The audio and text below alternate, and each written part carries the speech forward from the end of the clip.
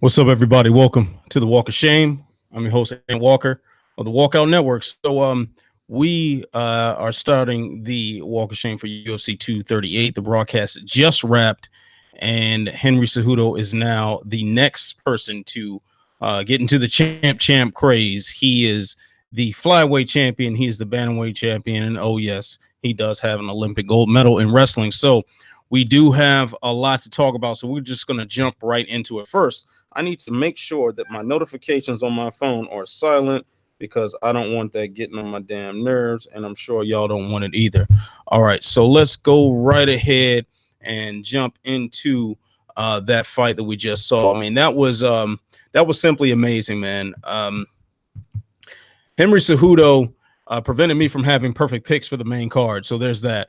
But man, he put on a hell of a performance. So let's break this down round by round for how long it lasted. So round one, I think you'd be crazy to say that Moraes did not win that round. He dominated Henry Cejudo in every way, shape, or form. I mean, the first thing that stood out to me was the speed differential.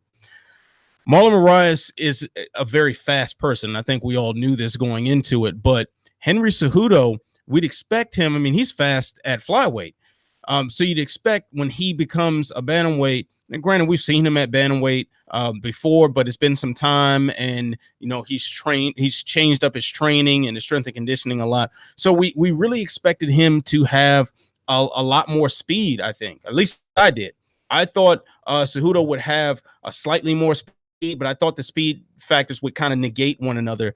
But man, Moraes was clearly faster, much faster. He was lightning quick. The punches, I mean, the hand speed was nuts. The difference in how fast each of those guys could throw a punch. Of course, we knew Marlon Moraes had lightning fast kicks as well. So this was just a recipe for disaster for Cejudo. That second round, though, I mean, it started off with Cejudo kind of in that same danger. He's getting hit with leg kicks. He's getting hit with body kicks. A couple to the head. Might have grazed. He missed a few here and there, but it looked like we were going to see that was the beginning of the end of the fight. Like, we thought that was how it was going to end until about the halfway mark when Cejudo really started getting engaged for that distance. Once he figured that out, it was a wrap. He gets a hold of that distance. He starts landing some nasty punches, and I think the commentary team mentioned this that Moraes was trying to counter a lot with looping shots as opposed to throwing the straight shots. The straight shots would have been the way to go in that instance. But of course, that's easy for us to say while we're not in there against an animal like Henry Cejudo. But either way, those counter shots were looping. They weren't landing on target. And Cejudo was able to just keep his paws on him, man. He just got in that clinch range. And once he got in that clinch range, you saw a real weakness in Marlon Moraes. I expected Cejudo to be able to get in the clinch and rough him up a little bit. But Moraes, being the bigger, stronger guy, I thought, he'd be able to shake him off and regain that distance and regain that control. And I kind of thought that's how the fight was going to play out. But, man, once he got in that clinch, it was hard for Moraes to do anything. It was very difficult for him to do a thing. Like, he just simply just took kneed in the head over and over and over and over again. And it was kind of like, man, what do you do next?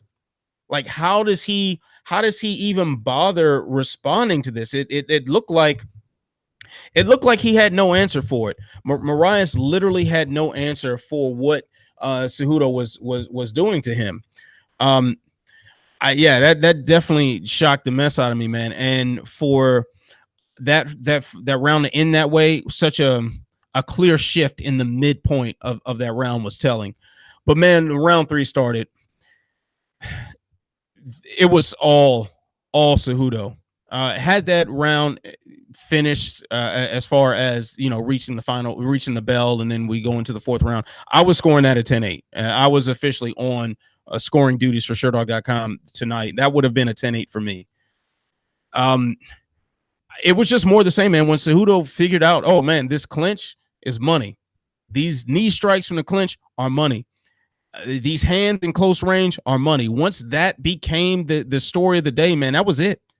It really was it. And Moraes, for one, was deathly exhausted.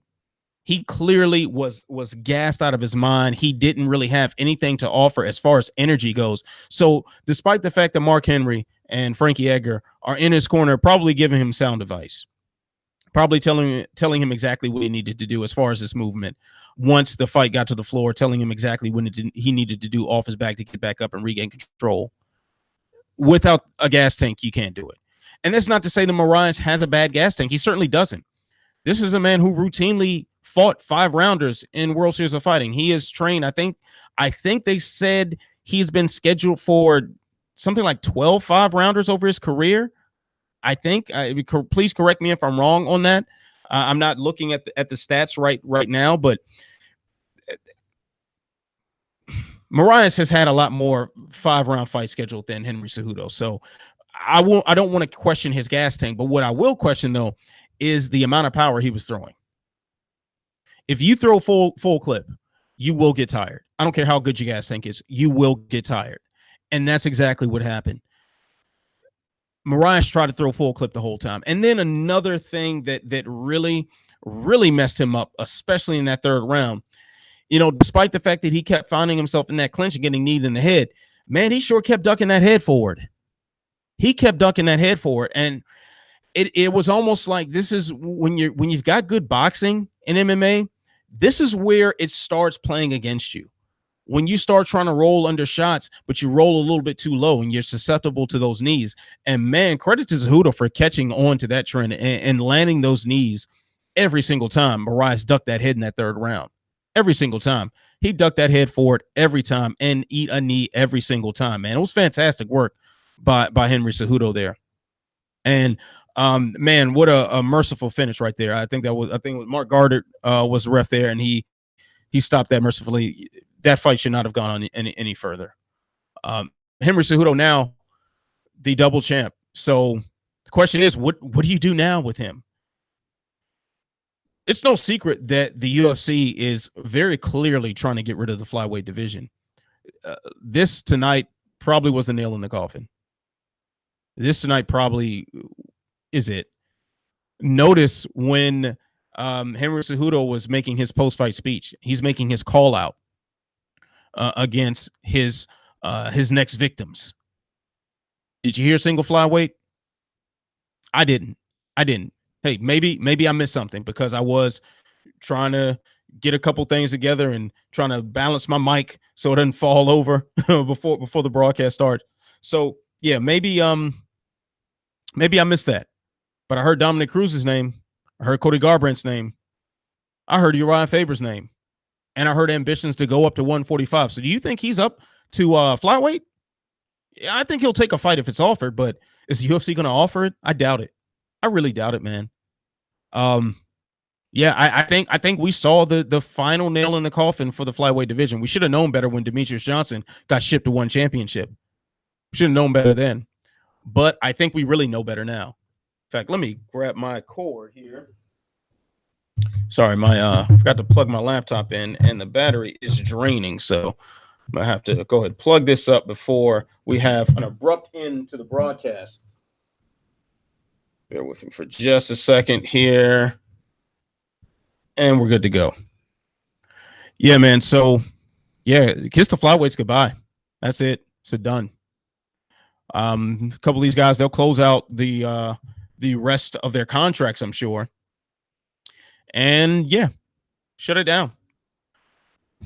And I think we're running to kind of the same sort of thing with his 2008 Olympic teammate, Daniel Cormier, that he ran into. Hey, you move back up to heavyweight, and you get that training camp with a full belly. You got that extra power behind your punches. You feel a little faster than you normally do. You don't want to go back. You want to go back to eating salads when you were eating steaks. You don't want to go back. So, yeah, I think Henry Cejudo is now just going to be a bantamweight, man. This flyweight belt is for show, and he will put on the show. I guarantee you that. Now you think, who's next for him? I know we'll talk about this later, man, but Aljamain Sterling is the guy. Aljamain Sterling is the guy. And no, it is not because of the Cejudo call out. That was super trash. That was terrible. that was Cejudo level cringeworthy. But um from a meritocracy standpoint, that is the fight I believe you go with. As far as what's next for Marlon Moraes, maybe you go to Garbrandt. Um, yeah, sounds about right to me. I think Garbrandt rightfully taking time off to let his body and his brain heal. Marlon Moraes would be wise to do the same. They can welcome each other back. Be another Ali versus Ali war right there, and I think that'll be a good ESPN main event, ESPN Plus card. That works. I'll take that. All right. So if you got any questions about that, drop them in the chat. We'll keep talking. But Valentina Shevchenko versus Jessica I. Oh, wow, wow, wow. There is no one like Jessica I. Excuse me. There's no one like Valentina Shevchenko in the women's flyweight division. Every fight's going to be a mismatch. You mark my words on that. Every single fight at flyweight is going to be a horrible mismatch in favor of Valentina Shevchenko, as I see it right now. So first round, obvious 10-9 for Shevchenko. Obvious 10-9. The body kicks, man, hard body kicks. You heard those things slapping against her torso. They had to hurt. They had to hurt. To get those kicks from that southpaw stance right on the liver, man. And I'll give big credit to Jessica I for having the poker face through those first 3 kicks to start off that fight. She had the mean poker face and didn't show the amount of pain that she had to have been in for that. And then she kind of did what I thought she would do in this. She tried to get inside. It was a hard time to do it. She's winging punches just wildly, completely ineffective, not landing anything. And then when Shevchenko decided to switch it up, she switched it up and it was no problem. Took her down, control position. There was, aside from that one little freak scramble that I initiated, toward the end of that round, she had literally no successful moments in that round. So the second round starts and we start off on the feet, of course. And man, if those body kicks weren't starting up right away, and you could see it, man, you could see slowly but surely that poker face starts wearing out and that guard gets lower.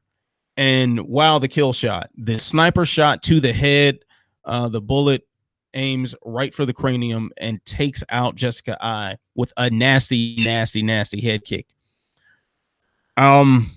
I thought that Shevchenko would just play it safe, just play it cool, and simply coast to a decision win. She doesn't always fight with a lot of urgency, even though she may be dominant. This fight was much more her versus Juliana Pena, except on the feet, than it was her versus Holly Holm. Much more Pena as far as the urgency for a finish and capitalizing off the mistakes instead of being content. Just kind of counter and play the outside game and just kind of get the rounds in. I really was I was really stunned by the knockout, not her ability to knock her out, but you don't see too many one-shot kills in women's mixed martial arts. You don't see that very often. You could probably count on your hand the people that you've seen it from. Nunes, Cyborg, now Shevchenko, Rousey had a couple one-shot kills, if I'm remembering that correctly. But you don't see the one-shot kill artists in women's mixed martial arts typically, and Shevchenko's one. As far as what's next for her, I guess the Liz Carmouche, Roxanne Modafferi winner, they're coming up on, I think that's the San Antonio card on the 22nd. They're fighting. But no matter who wins that, do you think they have a good chance? Of course, it's a fight. Anything can happen. Modafferi is sneaky and tricky, and Carmouche is a very powerful, strong person and has a very serious wrestling game. So yeah, there are paths to victory. But are you running to the betting booth to put down money against Shevchenko right now? I wouldn't advise that if I were you. I certainly wouldn't advise that if I were you. I'd think twice about that one. So I don't see really who gives her work at 125 just yet.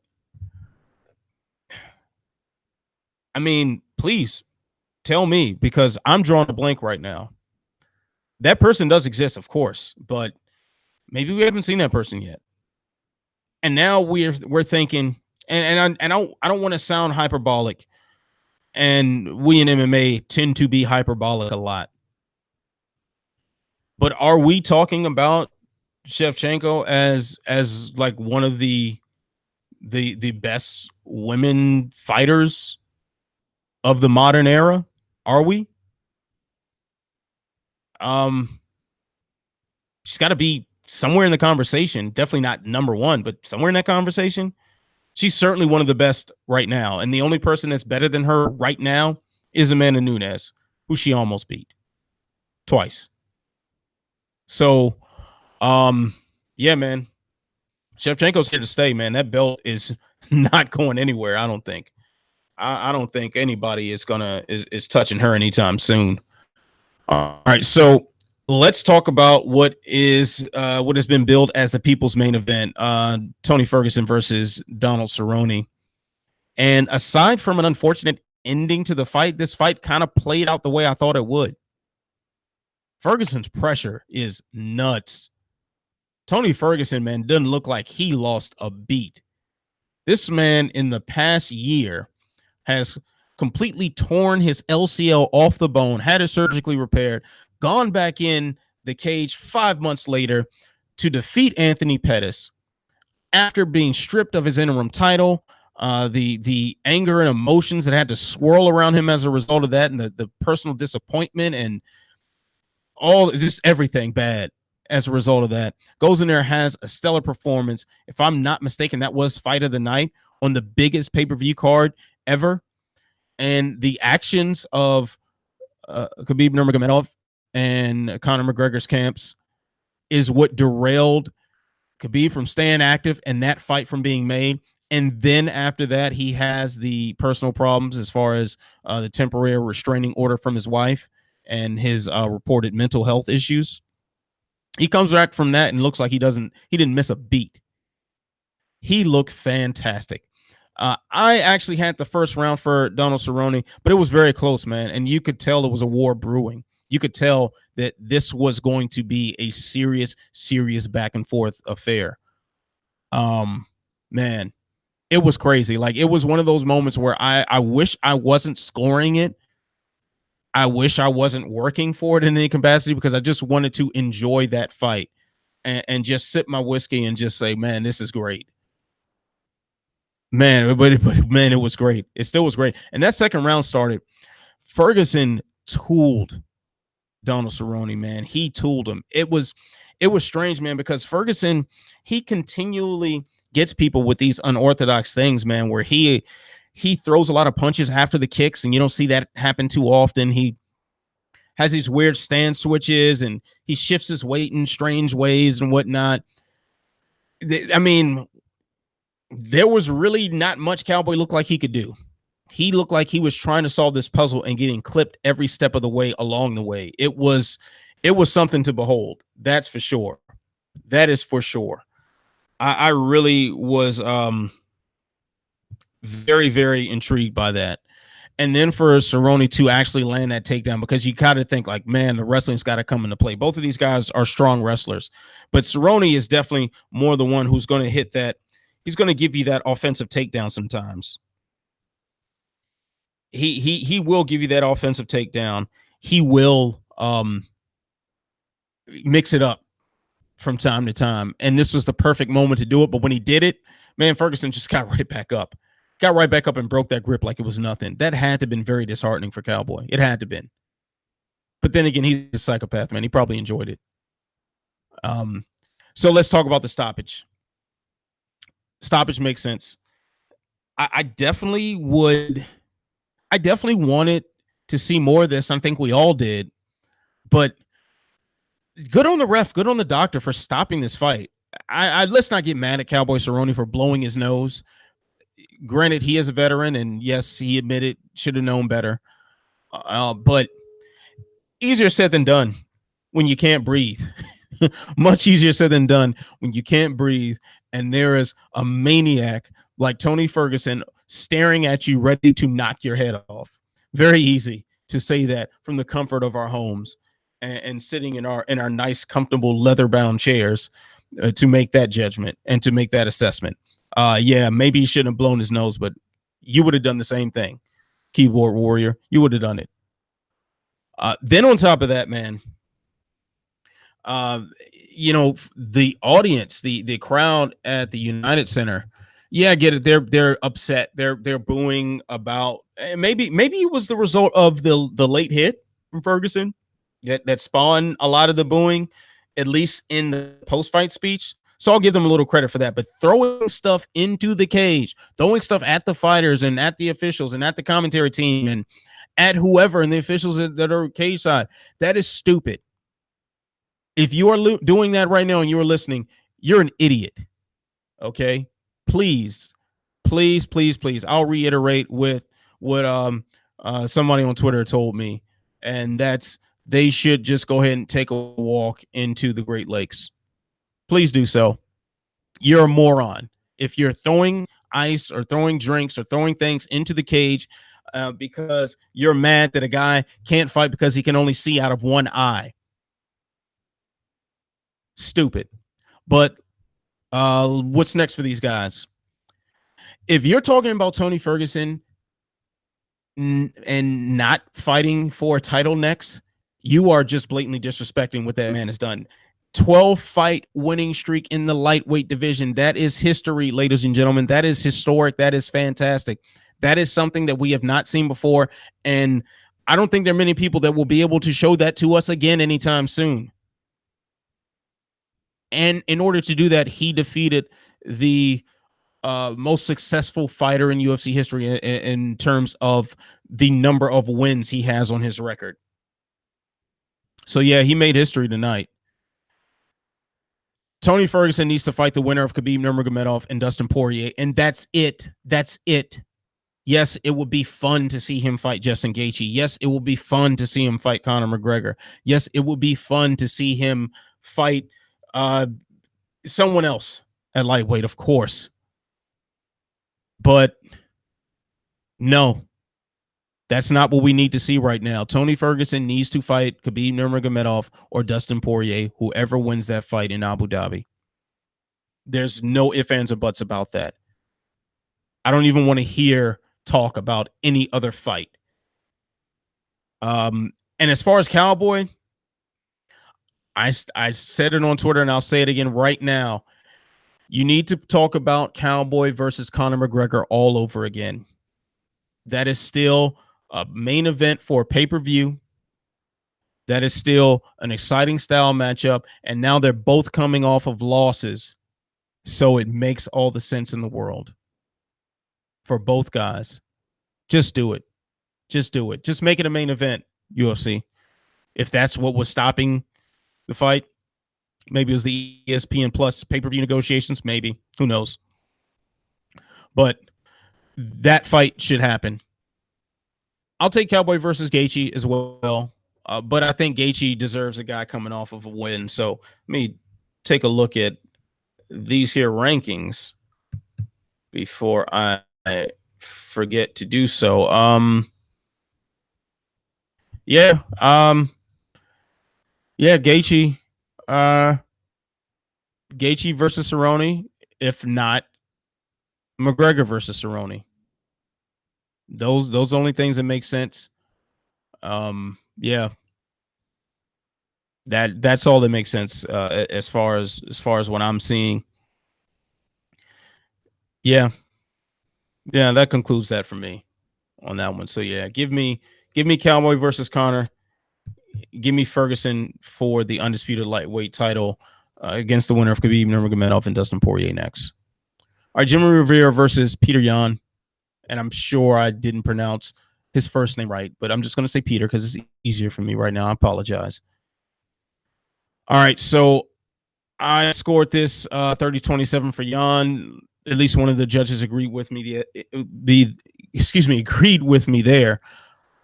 I do find it very interesting, man, that Jimmy Rivera looked great through most of the time in this fight, through the early parts, and not even the early parts, through most of the first and second rounds. He looked like he was having his way with Jan. He kept the distance the way he wanted. He mixed them some grappling attempts, and he did the low kicks. Where it looked like a very good, very complete performance there, but it just didn't matter in the last 20 seconds or so of the round when Jan would drop him. I can't think of a single other time where 2 rounds in a row were swayed in the end like that. Because it wasn't just that Jan had a little success toward the end of the round, and then, okay, we're playing like the boxing game where the guy, wins the last 30 seconds of the round. That's what stays in the judges' minds, and they award him the round. It wasn't that. It was that he dropped him, legitimately hurt him, and was seconds away from finishing him twice. So, yeah, I think that's a pretty clear-cut case right there for Peter Yan to win that, to win those rounds. But anyway, as far as what's next, maybe Yan, you put him up against Corey Sandhagen.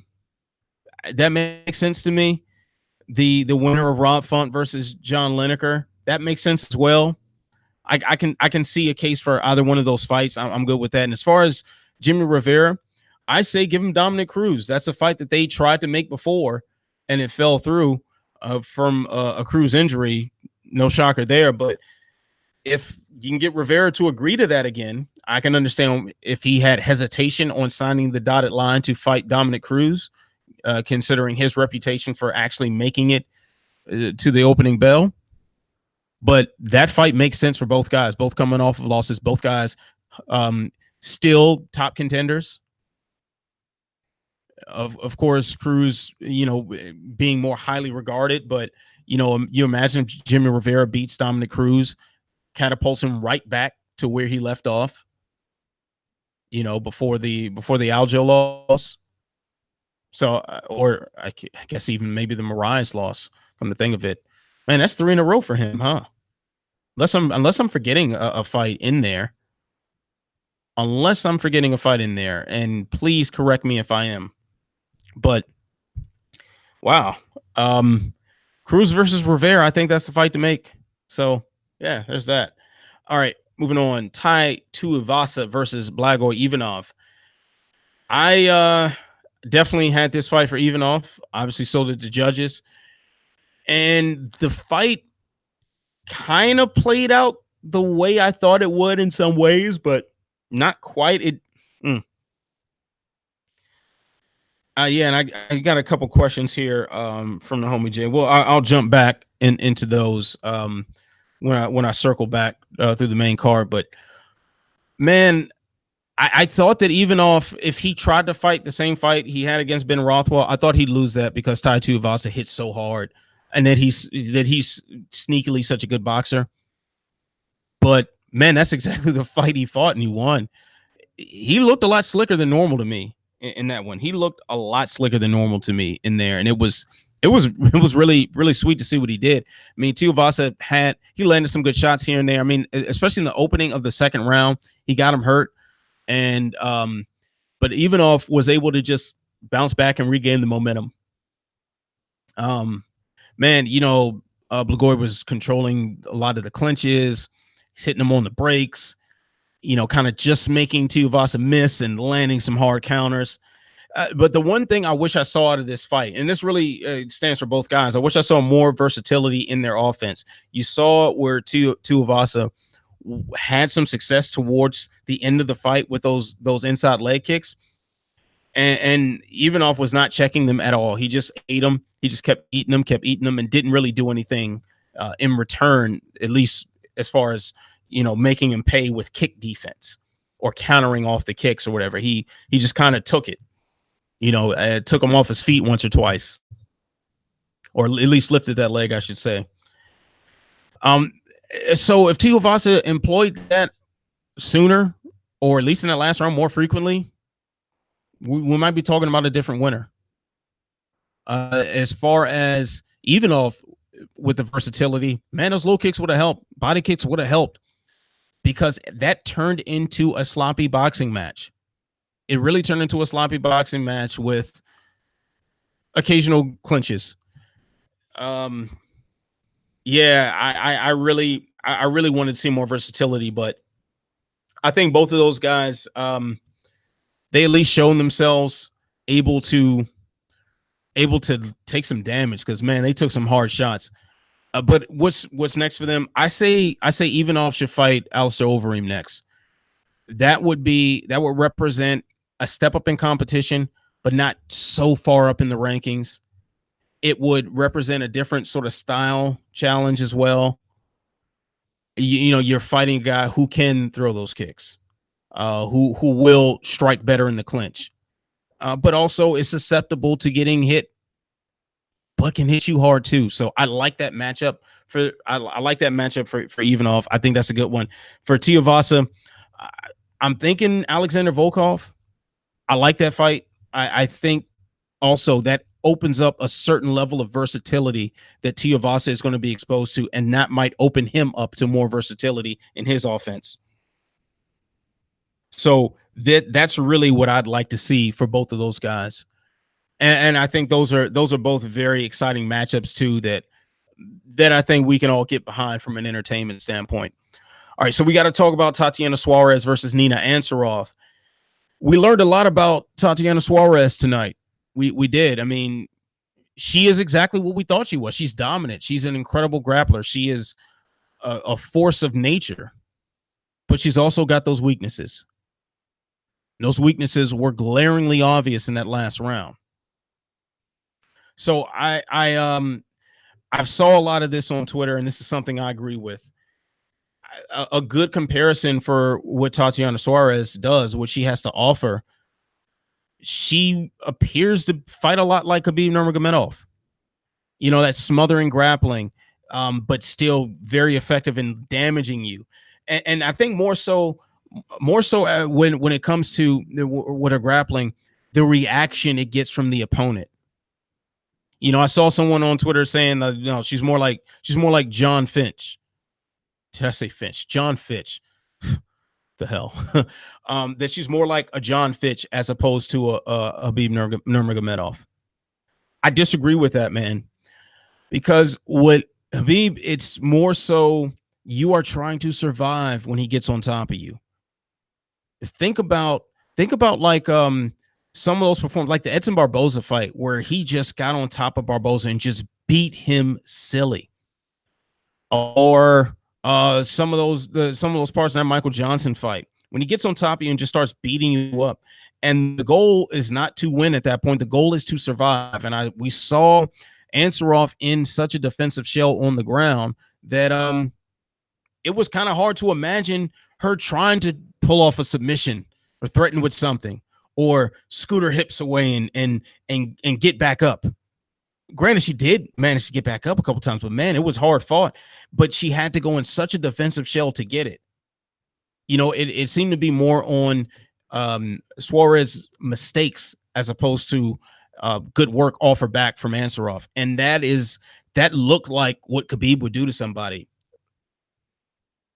You know, and seemed like she was implying, you know, some sort of camp switch from what I understand. I missed the post-fight interview, but I did see someone in the Sherdog Slat chat mentioning that. I say take her to AKA. You know, that's a place with that molded John Fitch and Khabib Nurmagomedov, suffocating grapplers that, at least in Khabib's case, able to develop some very good stand-up. Well, relatively speaking, able to blend some decent enough stand-up to employ your grappling game, I should say.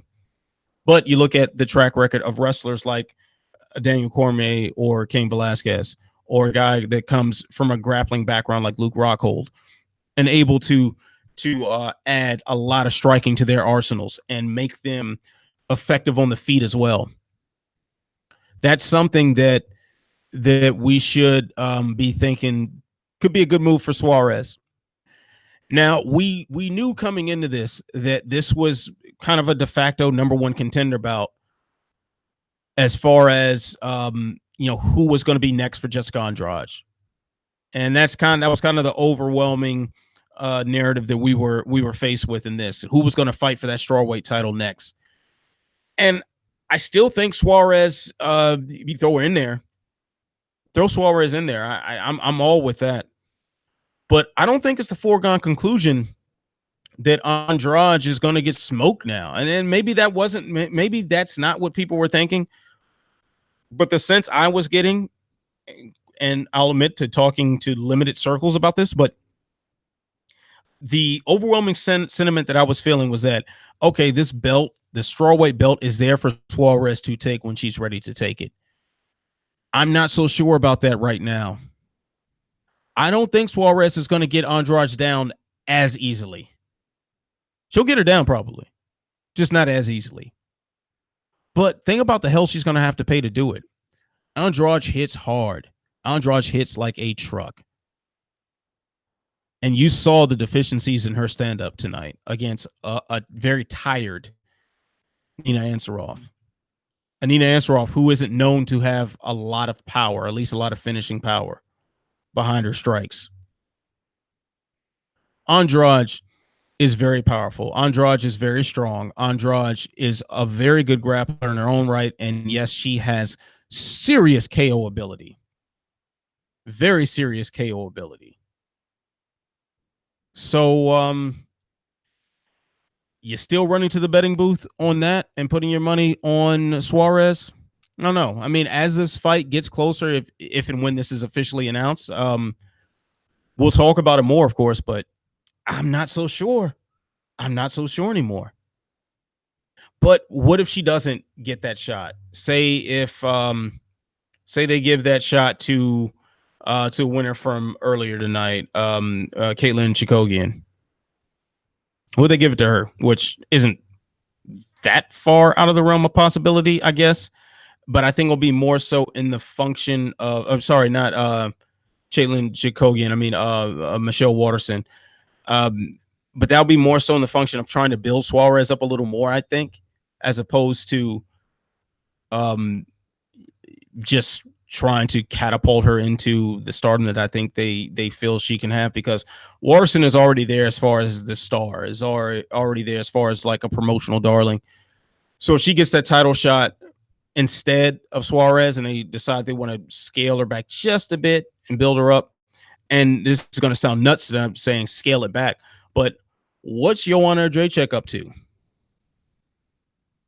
That would be a very good test of what Suarez has to offer as far as striking defense, as far as how does she deal with a good striker and getting them to the floor. So that's something right there. Then with JJ being a member of ATT along with Ansarov, another storyline you can sell right there. Tommaso Mark, Mike S saying what a card it was tonight. Yes, totally agree. Great card tonight. Tommaso Mark saying Suarez should have at least 2 more fights. I feel she fought Joanna, she'd get TKO'd on the feet. You know what? I wouldn't be shocked by that. Oh, thank you. Nice hat. Thank you. Appreciate that. So I really think that's possible, man.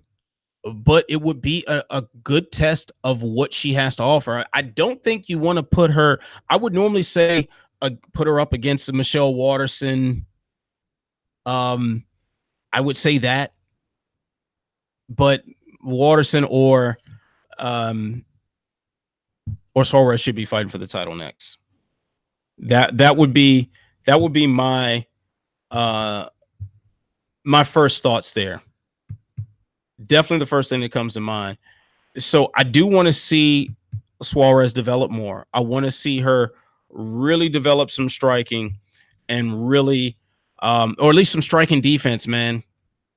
And that's why I was saying AKA, because you don't necessarily have to be a great striker to compete against great strikers. You just got to be good enough to throw something they can respect, or be slick enough with your defense to get the takedown.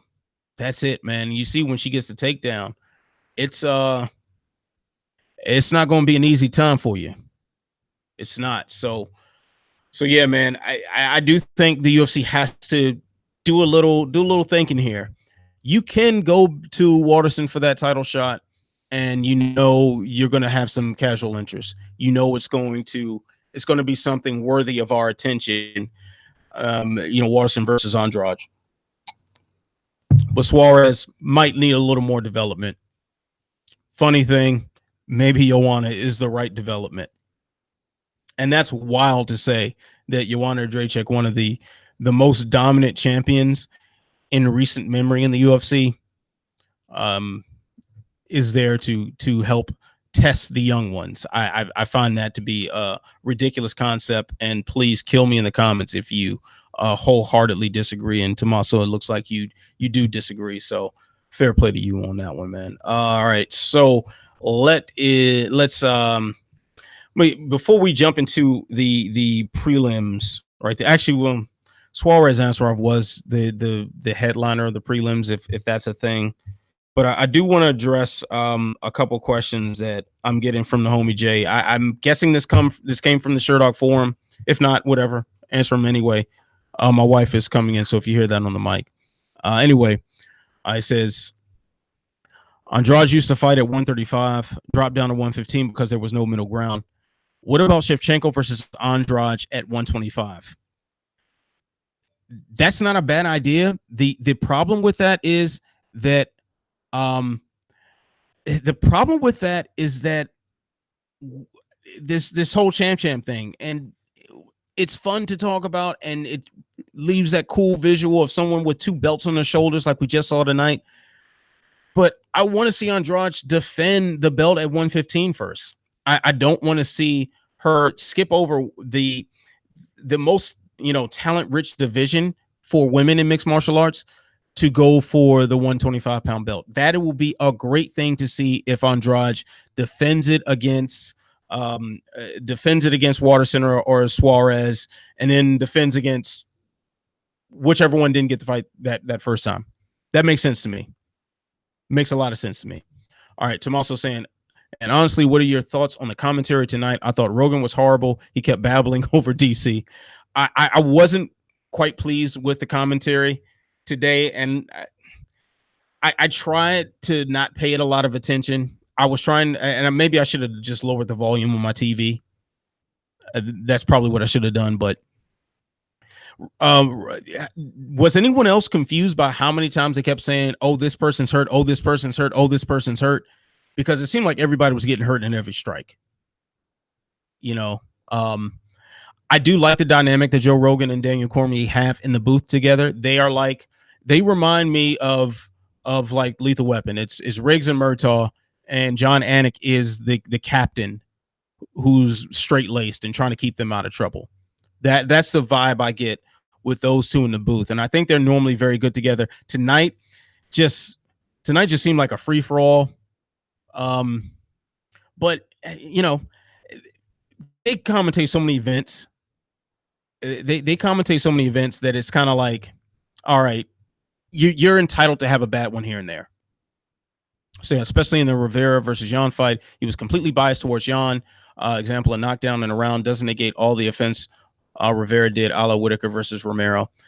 I don't think that was necessarily completely biased towards Yan. In fact, I don't know, man. I thought maybe they were kind of underselling some of what Yan did, but Yan did almost finish him at the end of each round.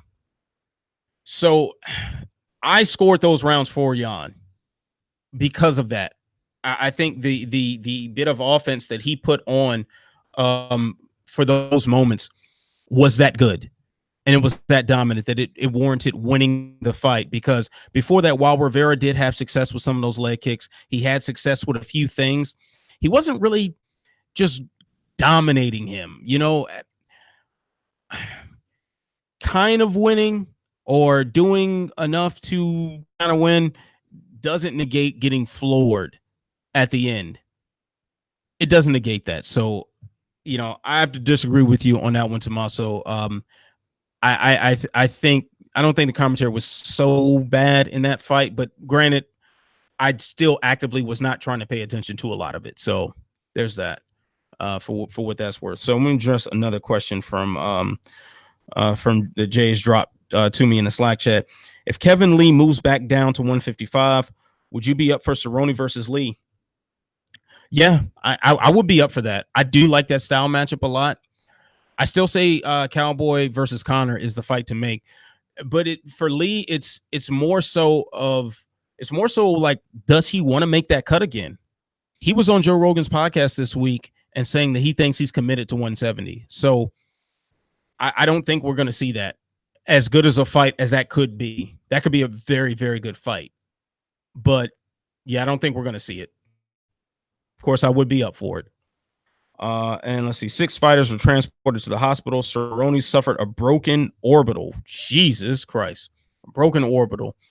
Well, I think we can rule out Cerrone fighting anytime soon. So maybe all of my Cerrone versus Cowboy talk, you throw it away. Cerrone versus Connor talk, throw it away.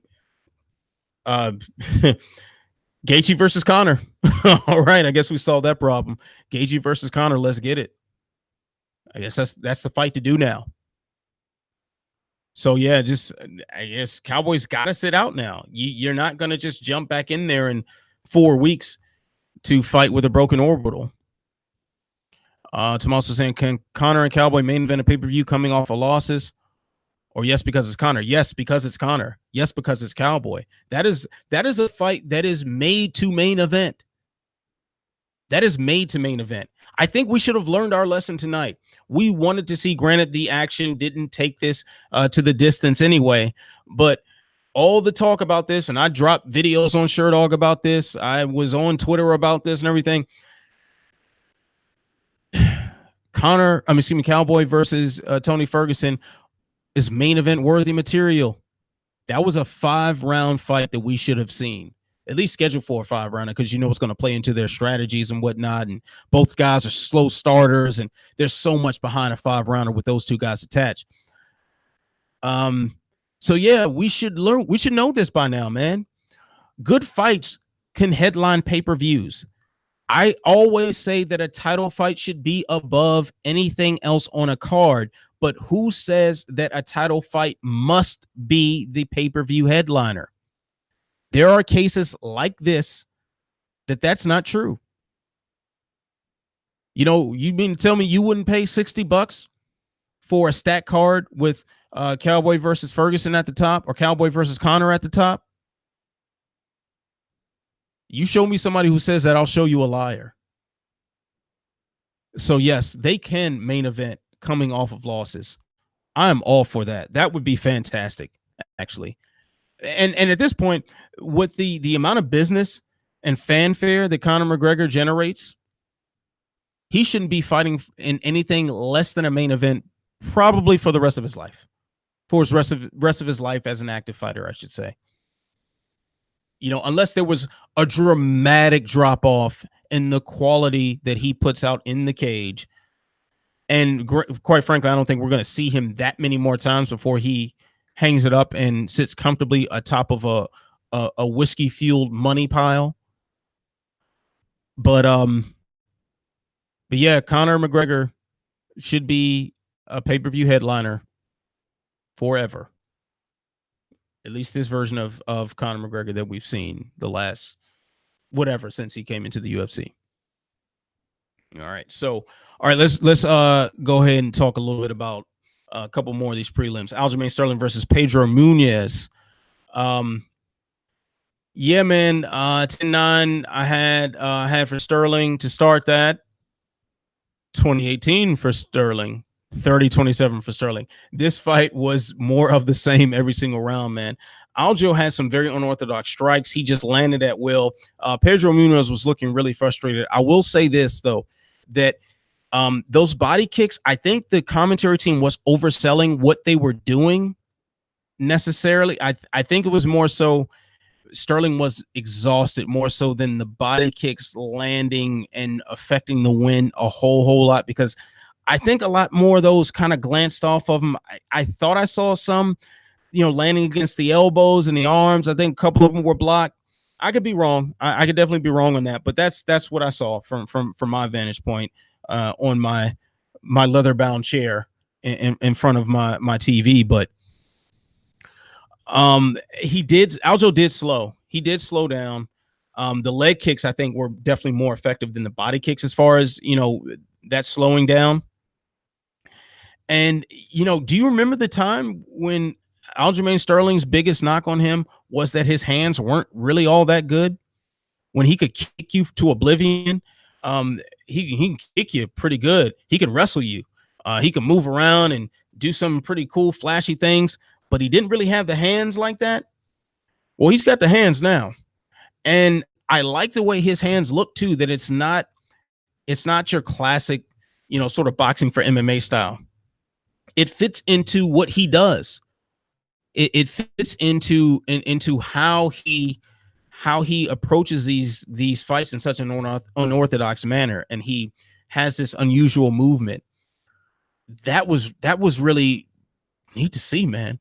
To see him blending, because I like in the Rivera fight, he did show some decent hands, but it wasn't like that. It wasn't like that. It was like he was landing those punches at will, and even a compromised version of him, damn near on one leg, tired, and a lot of those big movements take so much energy.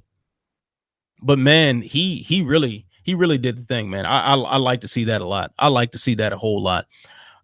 I just say the title shot is next, man. I think I said it at the top here after we were talking about what's next for Cejudo, but I like Aljamain Sterling in your next title fight. That is the fight to make, I believe. Man, that's the only way to go. Aljamain Sterling had a candidate for submission of the year last year. He took out Jimmy Rivera with relative ease, and he outlasted Pedro Munoz. A compromised version of himself outlasted Pedro Munoz. Yeah. And Munoz is a guy who was deserving of a title shot as well. To be quite honest, I would have had either one of these guys in there instead of Henry Cejudo at bantamweight for tonight's main event. But who am I? A guy wearing a Revenge of the Nerds t-shirt right now. So what do I know? But that would have been my preferred thing to see, just to keep some separation between the divisions. But yeah, Aljamain Sterling should be the next bantamweight title challenger. And his trash call out. Oh my God, it was terrible. Oh, that was trash. But he's an incredible fighter. He's an incredible fighter. All right, so comments here in the chat. Not a fan of Sterling, but dude keeps improving every fight. Aljo kept Pedro at range, kept touching him. Nice work. Yes, very nice work. He kept that fight exactly in the range that he wanted. Even when Munoz was having some success, it was still at Aljo's terms. You notice every time he got him backed up against the fence, Aljo would find his way out. He would circle his way out pretty damn fast. Munoz tried to bite down on that mouth guard and get heavy on that lead foot and really try to give him some issues against the fence. Sterling wasn't having it. Great work by him, and he is a highly improved fighter. And it's good to see him reach the potential that we pegged him for years ago. Like, we kind of forget, man. Remember, he was close to leaving the UFC a few years back. He was razor thin close about to sign a Bellator. He was one of those original guys to test free agency in this era. He gets no credit for that. But man, since then, he's improved as a fighter. He has greatly improved as a fighter, and he deserves his credit. So Aljo is your next title challenger. I'm not having it any other way. All right, so Karolina Kowalkiewicz versus Alexa Grasso. I mean, Grasso just dominated this fight. There's no ifs, ands, or buts about it. She totally owned everything that Karolina was doing. By the second round, I guess, Grasso slowed a bit, but she was still grossly outstriking her. If one thing, Kowalkiewicz, she's tough. She is certainly tough as nails. She will certainly keep moving forward despite whatever is being thrown at her. And that warrants a certain amount of credit, that deserves a certain amount of praise. Yeah, Kovacevic, man, looks like she cemented herself as a gatekeeper tonight. And maybe, maybe I'm getting a little too meta with this. I could be getting a little too meta with this. One cool fact about Karolina Kovacevic is her background in Krav Maga, and that is a discipline that I've trained in for some years now, and near and dear to my heart. Love doing it. Krav Maga is effective as it can be for a street fight, as it can be in a bar fight. Man in the cage, it ain't always it.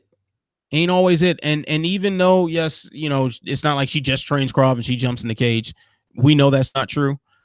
But a lot of times, man, a Krav Maga based fighter, they tend to have the same weaknesses sometimes. And I've seen this in many sparring sessions. I've been this guy in many sparring sessions and stuff where we're like, yeah, you might, you're good in a lot of areas. You may not be great, but you're good in a lot of areas. But man, you'll find a way to hit someone back. You'll find a way to hit somebody back. But that doesn't negate the 6-piece combo that you ate. It doesn't negate that. It doesn't negate it at all. So yeah, man. Tommaso saying Grasso needs to be tested by USADA Prano. I refuse to believe Karolina has declined that much. You know what, Tommaso? I don't think it's that far fetched that she did decline that much. I don't think it's far fetched at all. We haven't seen a lot of evolution with her, and we're seeing this rapidly in women's mixed martial arts. These ladies are getting better and better and better so fast. Look how fast they got Ronda Rousey up out of there. Rousey was dominating everybody. They got her up out of there. It was the difference between a year of her dominating everybody, destroying everything in her path, and then to being washed in a year. This is still going on. Karolina Kovacevic is just the next name on that list. She got washed here tonight, quite frankly. I mean, wasn't as brutal as Ronda's losses, but she got washed here tonight, man. The game is moving.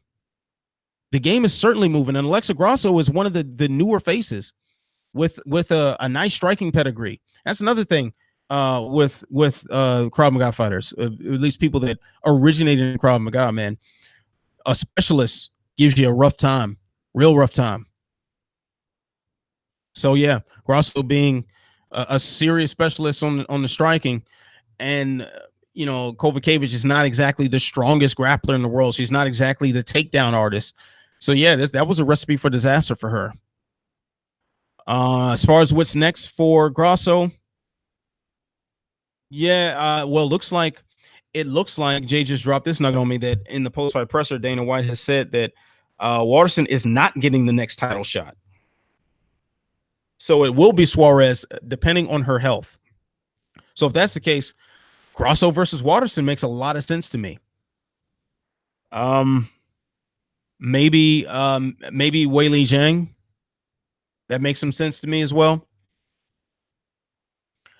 Let's see. Rob Iman saying Karolina should be cut. No, she shouldn't be cut. No.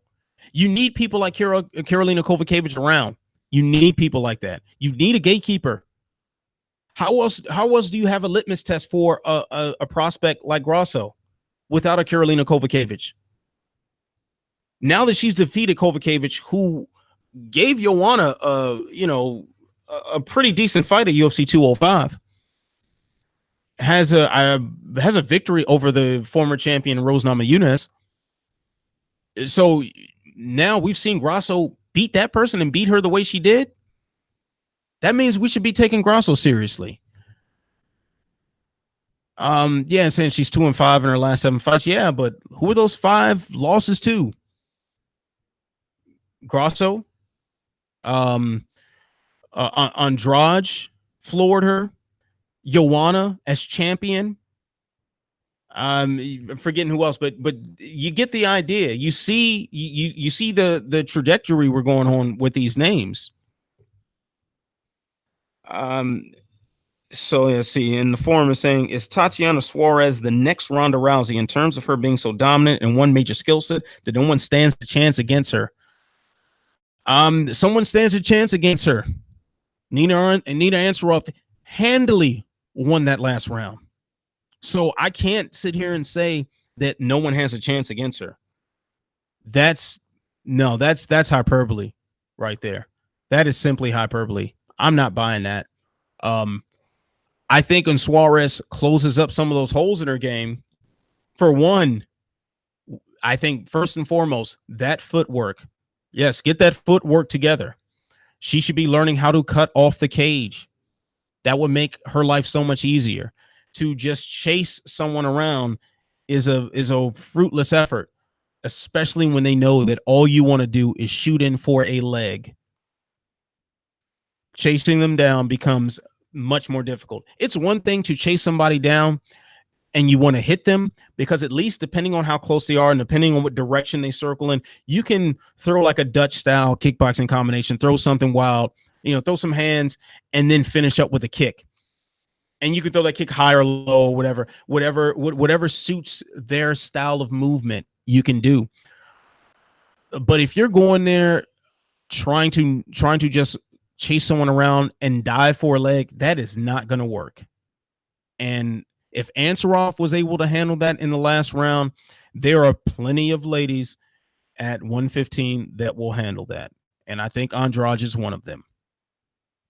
All right. So Ricardo Lamas versus Calvin Kattar. I apologize.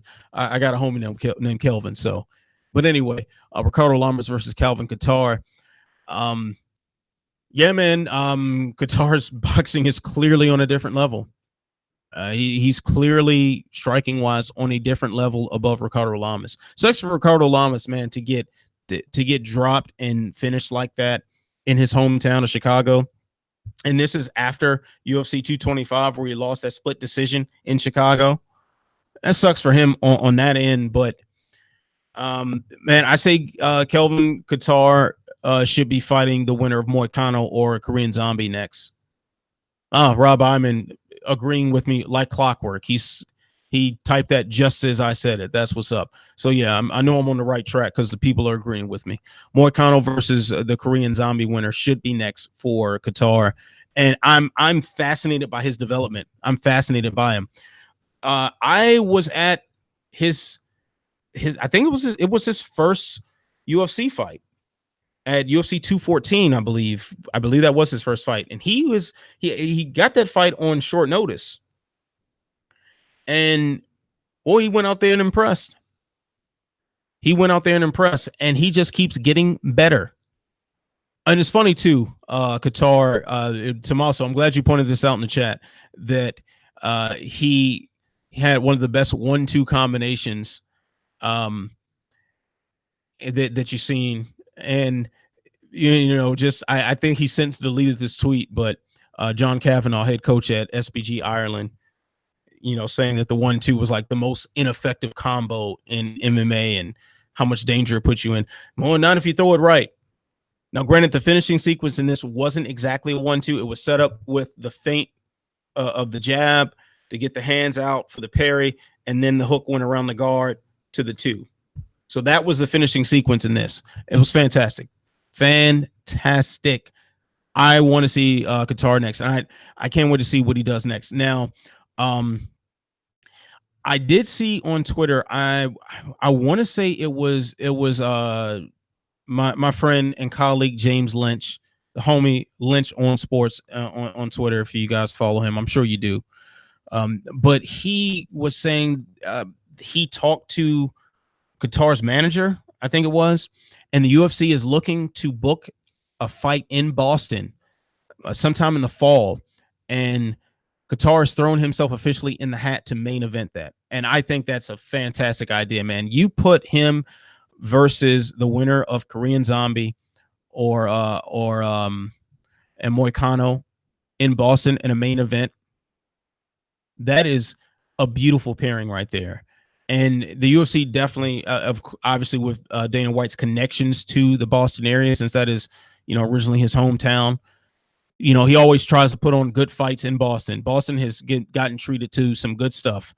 They got to see, granted, it wasn't necessarily the best fight, but James Toney got embarrassed by Randy Couture in Boston. I think that was the same card that BJ Penn lost to Frankie Edgar for the second time. And what else happened there? Well, of course, Connor's Connor's fight against Brimage, I think, was in Boston, and Cruz and Dillashaw was in Boston as well. So Boston always gets some good stuff, and this would carry in a line of very good, action potential fights that you can throw in Boston. So that sounds great to me. Oh yeah. McGregor and Seaver was in Boston as well. So yeah, Boston stay getting love with the cards, and that could be a good one. It'd be a very good one. Let's see here. MMA Watchdog saying Lamas has been KO'd a bit too much. I can't disagree with that. Let me take a look here, because off the top of my head, I am not quite remembering Lamas's last several fights. I know got KO'd by your man from Team Alpha Male, Josh Emmett. I think Josh Emmett knocked him out. Let me let this load up, because of course while I'm on air is when the internet doesn't want to cooperate and load things in a timely fashion. So you gotta love that. All right, let me try this again. I apologize. Let's see here. Trying to think, when else was he knocked out?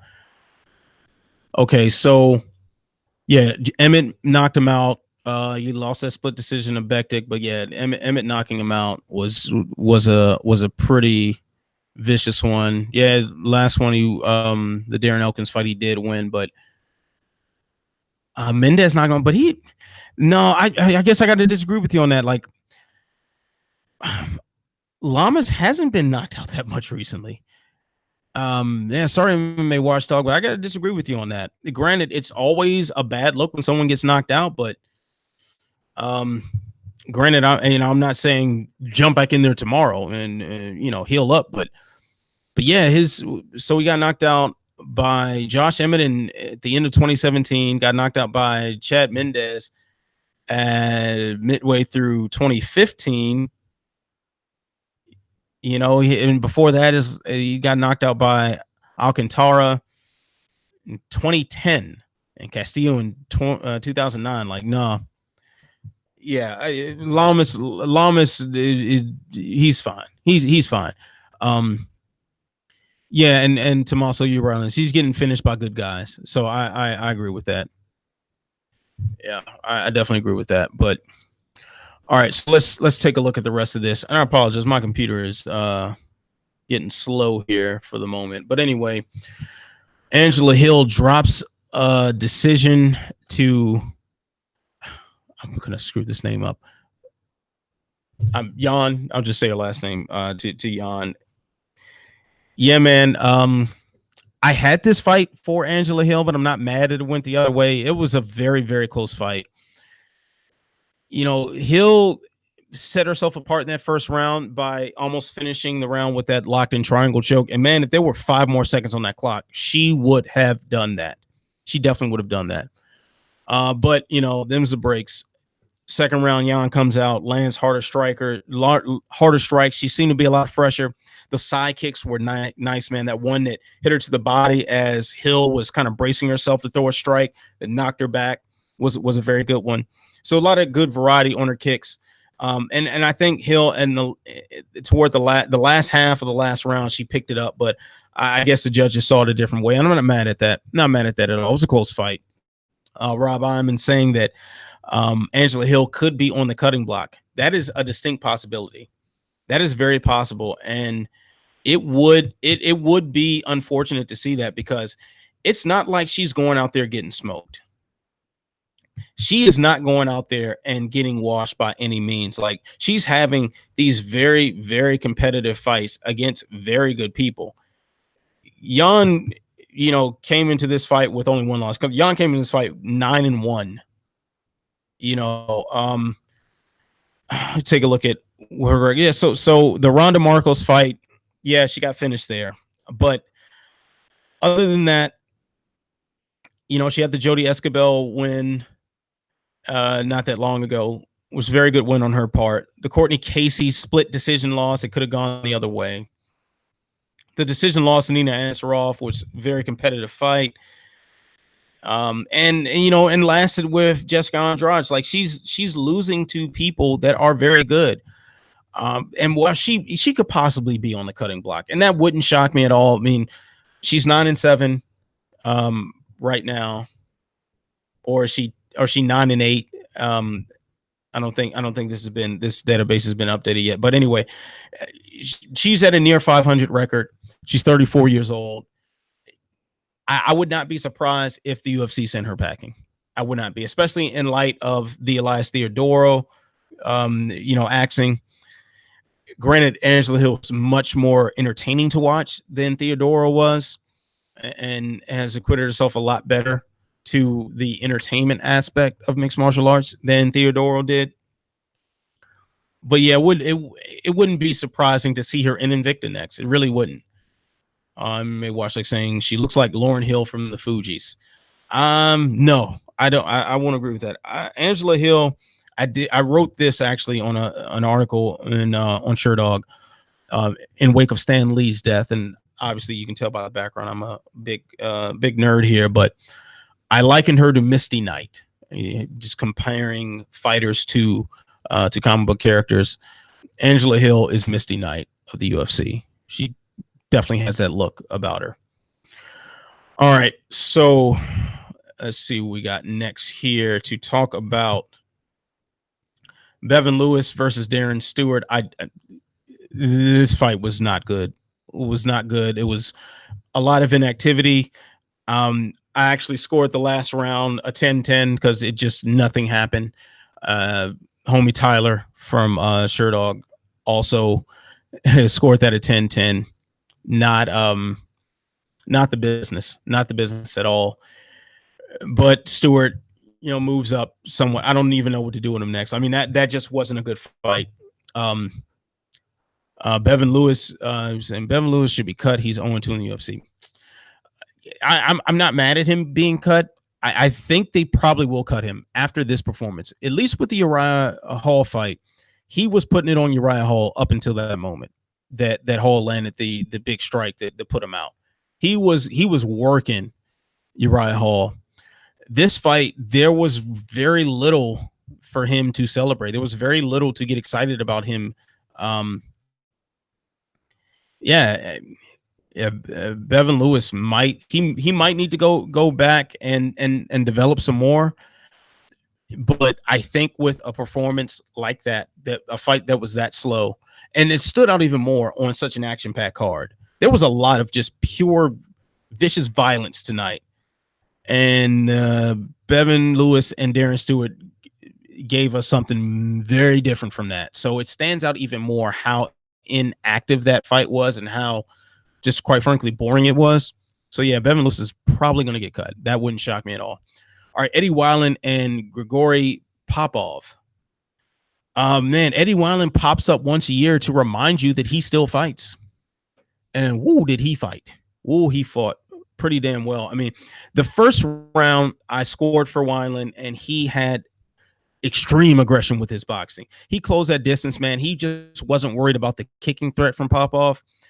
And then it seemed like just when Popov was starting to use the kicks to counter Wineland started using those same kicks to set up his punches.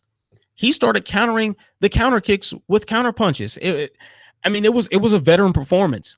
I will say this: Grigory Popov needs to be mentally evaluated. That man is a psycho. He was smiling and enjoying the whole thing. Like he got knocked out and was smiling afterward. That guy is sick. He needs to be stopped. Yeah, man, that second round, what a wild brawl. Popov starting it off in great fashion, hurting Wineland twice. And I thought Wineland was done for at that point, but he was able to regain his composure and then do the damn thing on Popov and get the TKO. Incredible work there. Yes, Tommaso. Wineland pops up to collect a check and leave. So I don't expect we'll see him until around this time, 2020. He'll come back up and remind us that yes, he is indeed an active fighter, and we should be paying attention to him. All right. So another question here from the Slack chat. Moicano beat Qatar a year ago, though, so a rematch wouldn't be the best. But Korean Zombie versus Qatar, sure. Yeah, but I think Qatar has developed enough to where you can put him up against Moicano again if Moicano comes out the winner in that. He's developed a lot, and at the very least, it would be an excellent fight to see. Let's see. Will Hill get cut? She's 3-5 in this UFC run. Certainly a possibility. Let's see. Rob saying give Wineland Divashawili next fight. Yeah, I'm fine with that, but I'm sure Wineland won't want to fight that soon. If we're gonna go off the pattern that he's been showing. And he's an older guy now. He's a vet. He's been around the block a few times. That fight wasn't easy on him. He definitely ate some punishment too. So I believe he does enjoy that year off. I think he does. But if he chooses not to, logical fight for him next. I do like that. All right, so let's see here. Caitlin Jakogian versus JoJo Calderwood started off the action for the evening, and I just want to know, why was this the first fight of the night? This was a potential fight of the night contender. Of course, we did talk earlier about Carmouche or Modafferi being next for Valentina Shevchenko, but would you be mad if Caitlin Jakogian went in there? I wouldn't. Makes sense to me. First round was pretty close. Leg kicks from JoJo, but more volume from Jakogian. Gave that round for Jakogian in my eyes. And I know I'm in the minority, but I stand by that. Because JoJo was landing very effective stuff on the legs in that first round. But you do realize that Jakogian was landing a lot of those same leg kicks on Calderwood as well. So her leg was just as whelped up as her opponents. And then on top of that, she was landing shots to the head consistently. She was doing a lot more than just that. So I'm okay with giving Jakogian that round. I don't see what the outrage from the commentary or Twitter was about, but hey, I've been on the wrong side of a lot of things. I'll take it with a smile. All right, round two was Jakogian as well. She had 2 takedowns. Calderwood had 2 takedowns, but her Jakogian's striking was just really, really on point. Calderwood didn't really have much to offer in that department. And then that hematoma on her head looked kind of crazy. So I think that might have swayed some people as well, seeing the damage. But to my knowledge, damage isn't a scoring criteria. Please correct me if I'm wrong, but the Unified Rules of Mixed Martial Arts don't consider that scoring criteria, if I'm not mistaken. So, so now, last round was definitely Jakogian.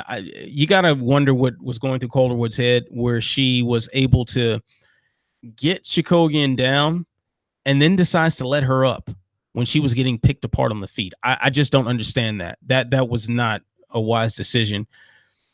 But whatever, man. This fight should not have been the first fight of the evening. That is ridiculous. That is really ridiculous, especially when you had, you had such a good strawweight title match performance from the champion Valentina Shevchenko.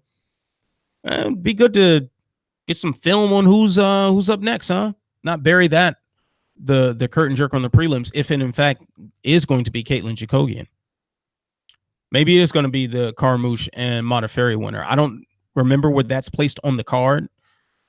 But I mean, if it's not the curtain jerker, maybe that's the direction that the UFC is leaning toward anyway. At least with Carmouche, you got the angle that she was a former title challenger at bantamweight. So there's that you can sell. And Modafferi is definitely one of the more interesting personalities that everybody just seems to like. So yeah. Um,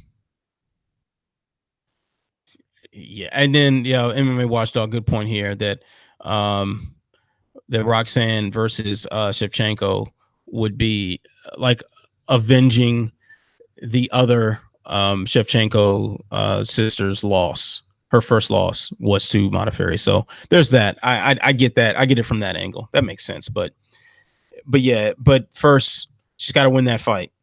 She has got to win that fight. All right. So let me go ahead and scan this chat, see what we have missed for the evening. It looks like I've addressed most of everything. If you guys want to talk about anything else on the card, please go right ahead and drop that before I end this broadcast and eat this dinner that's sitting on this table waiting for me right now. So yeah, man. I think we had an overall a very good card. The big takeaways: Henry Cejudo. Yeah, I'd said this on the Trenches live chat. We're talking about one of the greatest combat athletes ever. You know, there are other guys you can put on that list, of course. There are people who have achieved championship level success in multiple combat sports and that deserve that recognition. But Henry Cejudo was in that conversation. Now you're talking about a double champ in the UFC who also has an Olympic gold medal. Yeah, that's that. That's that is remarkable achievement. And if I'm not mistaken, the first Olympic gold medalist to win a UFC title. So there's that. We've had Olympians in the UFC, obviously. We've had an Olympian in Daniel Cormier, his teammate, win 2 belts in the UFC, but Cormier didn't win the gold.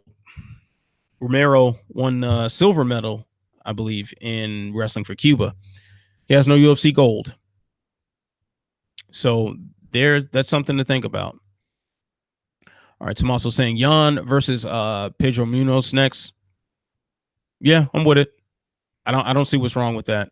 I don't see what's wrong with that at all. One good thing about this for Pedro Munoz is that, yeah, he got whooped up on a little bit there, but it wasn't. He still looked good. He still was able to hurt Sterling. He still was coming forward. He still did a lot of good things that you want to see. So I am for that. I'm for that. That fight doesn't make me upset in the least bit. It keeps them both near the top, kind of where they should be. So, the winner, like if Munoz were to beat Jan, he can bounce right back and be right back up in there. Jan, on the other hand, if he collects a name like Pedro Munoz, then sounds like he's got title shot in his future as well. Tommaso saying, never doubt Cejudo. He made me money tonight. I bet on, well, I didn't actually bet any money, but I had Marlon Moraes winning this one. I thought Marlon Moraes was going to win. I was so close to having a clean sweep on the Sherdog staff picks tonight. It's the second time that I've picked everything but the main event correctly. I picked everything right up until that point. So that sucks, but whatever. Let's see. Rob, I'm saying I just hope Cowboy takes a bit of a pause before he takes another fight. He doesn't have a choice. He broke his orbital, according to Dana White. So yeah, he's not fighting anytime soon. So we hang that up. And he's probably not going to go wakeboarding either with a broken face. So he might just actually stay out of harm's way for a little bit and heal up. See, looking forward to seeing a possible Cejudo Aljo fight. Yes, that fight is beautiful, beautiful, beautiful, beautiful. And actually, it looks, when I think about it, that fight looks a lot like what we saw with him versus Pedro Munoz tonight. A guy who wants to get in on the inside and land those strikes, and Aljo trying to pick opportunistic, weird angles to throw punches from, but largely relying on a kick game. And yeah, the wrestling is, this is the one time Aljo probably isn't going to be able to say, oh, I got the better wrestling, because he doesn't. So I'm interested in that fight. Very interested in that fight. Rob Am is saying Munoz versus a Sun Sao. Oh, I like it. I like that even more. Man, I like that even more. Yeah, Munoz versus the Sunsao, man. Good call. Good call, bro. That's it. All right. Where does Rivera go from here? Maybe Cody Stamann. Cody Stamann isn't a bad look, man, but I say Dominic Cruz. I think Dominic Cruz is the way to go on that one. Who should welcome Weidman to 205? Oh man, yeah, Weidman making the announcement today. Broke this news to, I believe it was Ariel Helwani, that he is moving to the light heavyweight division. So I like that. I like that. He should have been done this, but who welcomes him there? I gotta get a good. Let me look at these rankings real quick, because you can't just put Chris Weidman in with his what he's been able to do against anybody. Um, hmm. Maybe Volkan Ozdemir. Yeah, yeah, maybe Volkan Ozdemir. I'm not mad at that. It'd be a good litmus test for him.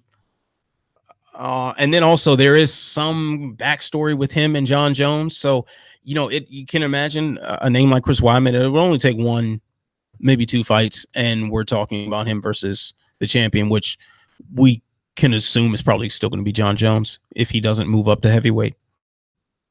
So, yeah, the backstory with him, that he tried to fill in when the UFC 151 debacle happened, and I know they've had some sort of social media exchanges about this as well.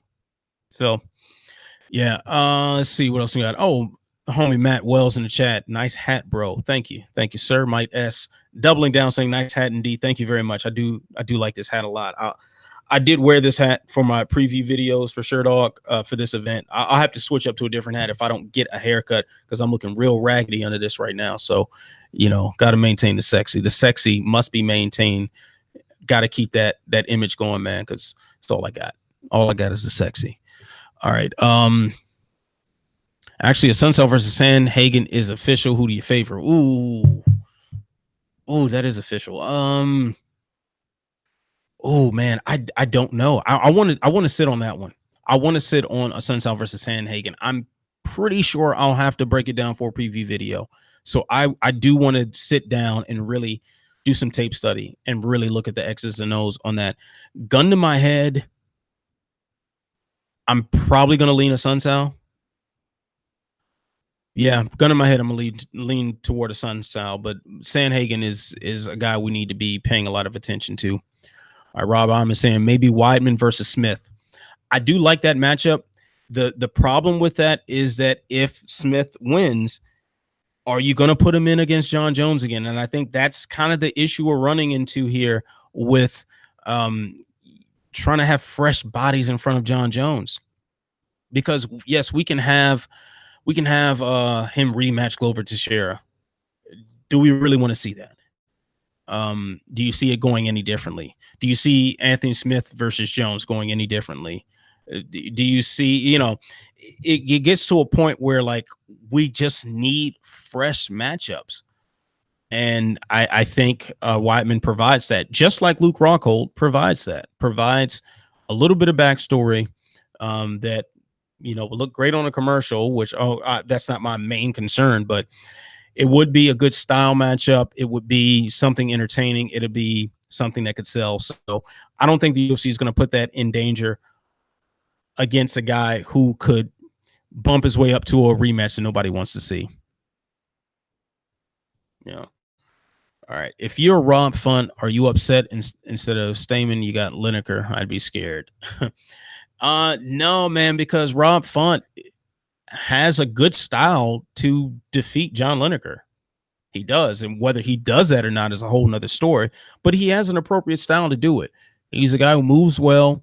He can pop shot you from the outside, and we see this time and time again. Lineker needs to plant his feet and he needs to swing. And while he handled Sandhagen's movement very well in that split decision loss, he handled it very, very well. But he still had to leap and charge in, and he mixed it up with the body shots and whatnot.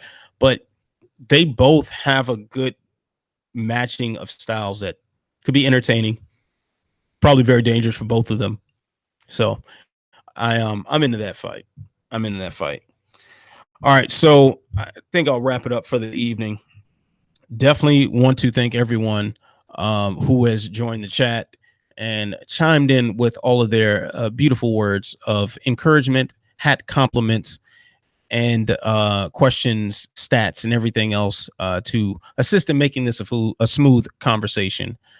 Thank you very much for your participation. Please do not forget to like and subscribe. I definitely need some more subscribers to this channel because if I get to a hundred, man, I get to create my own URL. So my channel could just be youtube.com/Ant Walker MMA or /Walkout Network, as opposed to youtube.com/XYZ _47J59. I think the first ones sound a little better. So please help me do that. Help me do that. If you guys can do me a favor, you ladies can do me a favor, share this, like this, subscribe to it, tell a friend to tell a friend, tell that friend to tell 10 more friends. Definitely can say you will enjoy my whimsical rants about mixed martial arts. And I'm hoping to bring some other sort of content to the Walkout Network as well. So my duties at SureDog.com have been a bit confused now. I've been mixing up some more video stuff. So some of the things that I wanted to do for Walkout Network are going to be things I'm getting paid to do for SureDog. So but that still leaves space for other things that I can try on Walkout Network. And definitely open to your ideas. Please hit me up on Twitter at Ant Walker MMA. That's also my Instagram name. My DMs are open, so go ahead, DM me or tweet me any thoughts, questions, comments, concerns. What are your suggestions? What sort of content would you like to see? What would you like for me to talk about here? And what sort of shows do you want? Willing to take those suggestions and see what we can do. So please like, subscribe, share, all that good stuff. But anyway, it's been a fun night. It's been a long day. I'm going to eat. I'm going to write. Good, Bad, and the Ugly. That's going to be live tomorrow. The post-fight analysis for UFC 238. The mailbag column, Ask Ant, is available also on SureDog.com right now. Please check that out. I do have some script writing to do for MMA On Point. Definitely want to give those guys a subscribe to if you're not already following that YouTube channel. It's a fantastic channel, and I'm trying to get some new stuff up on MMA On Point to mix up the content there as well. So this is an all-on Ant Walker MMA assault on mixed martial arts media. Thank you for joining the ride. So you know what you got to do. You got to stay beautiful. You got to stay positive. You got to stay ready for all challenges, whether they be flyweight or bantamweight, and whatever you got to do. However you do it, you must stay sexy. I will see you when I see you. Peace.